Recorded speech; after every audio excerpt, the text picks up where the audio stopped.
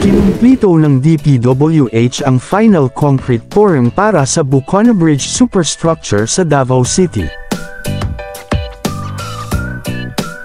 At bago natin ituloy, kung ikaw ay bago pa lang sa aking YouTube channel ay huwag kalimutan mag-subscribe at i-click na rin ang bell icon para lagi kang updated sa mga bago kong upload video. Ang Department of Public Works and Highways DPWH ay umabot sa isang pangunahing milestone sa Bucona, Davao River Bridge Project sa Davao City na may final concrete pouring sa tulay na slab ng tulay at pag-sign sa pagkumpleto ng mga pangunahing sangkap na istruktura ng proyekto. Pinangunahan ang seremonya ng final concrete pouring ng aktibidad noong July 18, 2025 sa segment sa pagitan ng Pier 2 at Pier 3, na epektibong nag-uugnay sa buong tulay na istruktura mula sa Pier 1 hanggang sa Pier 5. Ang Bucona Bridge, na kilala rin bilang China Aid Localized Project para sa Davao River Bridge, ay isang pangunahing sangkap ng Davao City Coastal Road Network. Dinisenyo upang mapagbuti ang daloy ng trapiko at mapahusay ang koneksyon sa buong Davao River, pagtataguyod ng paglago ng rehiyon, at pagpapabuti ng pang-araw-araw na buhay ng mga Pilipino sa pamamagitan ng mas mahusay na kadaliang kumilos. Sa pamamagitan ng isang kabuoang gastos sa kontrata ng 3.126 billion pesos, ang proyekto ay pinondohan sa pamamagitan ng isang China Aid Grant sa ilalim ng Opisyal na Development Assistance (ODA) program ng pamahalaan ng People's Republic of China.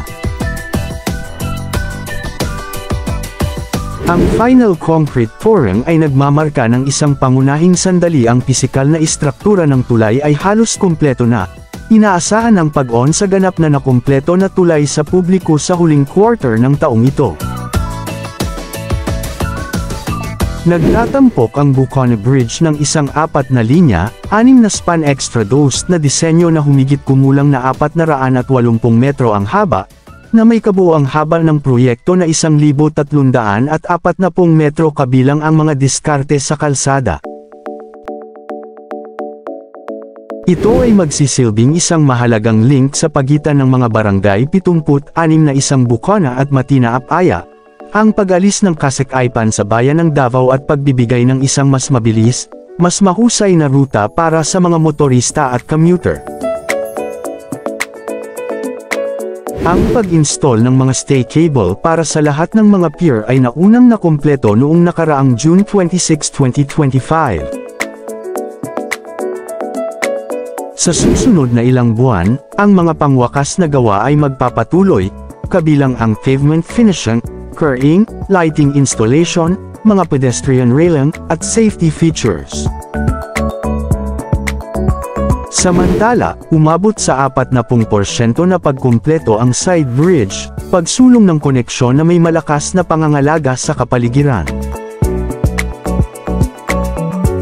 Ang pagtatayo ng Samal Island Davao City Connector, SIDC, Bridge, isang flagship infrastructure project, na proyekto ng pambansang pamahalaan, ay umabot sa 40% na marka ng pagkumpleto, ayon sa isang kamakailang ulat.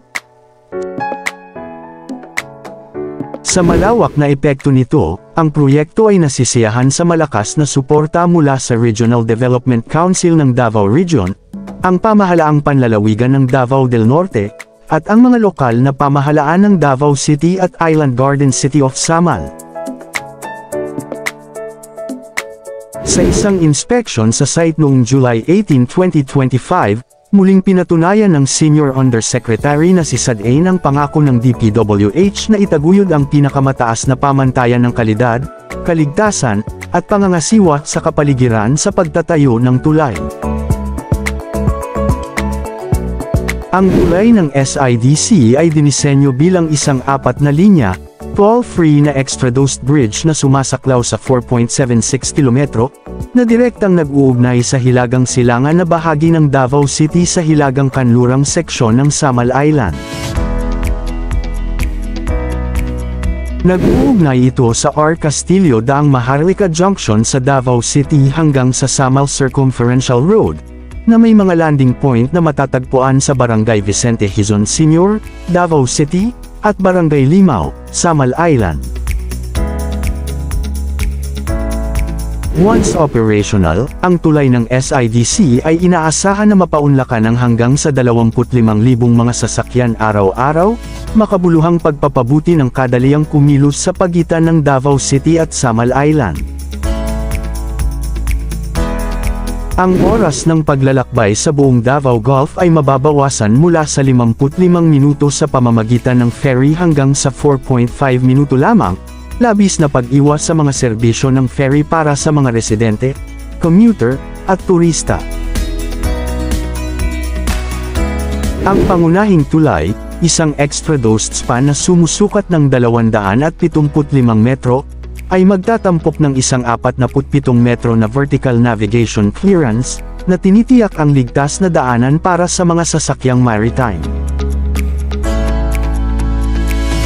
Kasama rin dito ang dalawang pylons na tumataas ng 77 metro sa itaas ay nangangahulugang antas ng dagat, ang maximum na pinapayagan na taas na itinakda ng Civil Aviation Authority of the Philippines CAAP, dahil sa kalapitan ng tulay sa Francisco Bangoy International Airport.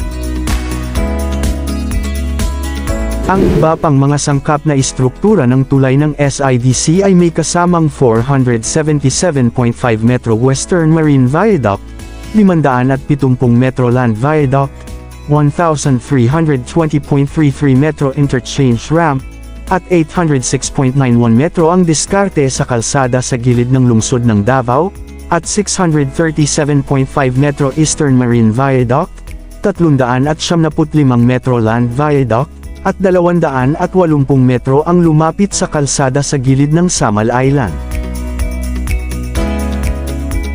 Pinapayagan din ang disenyo ng tulay para sa walang humpay na mga alon ng longshore at tinitiyak ang libreng sirkulasyon ng tubig sa dagat, na tumutulong na mapanatili ang ecological balance of the strait.